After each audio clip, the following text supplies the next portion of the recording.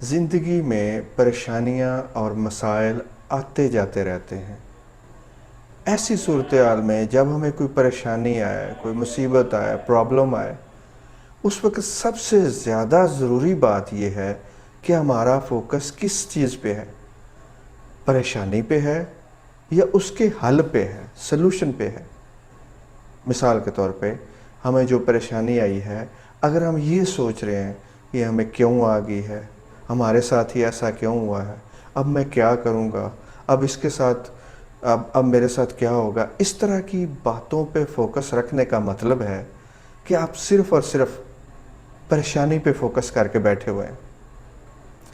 جب آپ پریشانی پہ فوکس نہیں رکھتے اور سلوشن پہ فوکس کرتے ہیں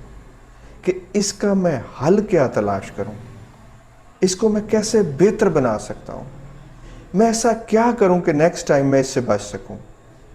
میں اپنے آپ کو کیسے سٹرونگ کروں کہ یہ مجھے پرابلم ہی نہ محسوس ہو۔ جب آپ ان چیزوں پہ غور کرتے ہیں تو آپ سلوشن پہ غور کر رہے ہیں، آپ حل پہ غور کر رہے ہیں۔ یاد رکھیں، پریشانی پہ فوکس رکھنا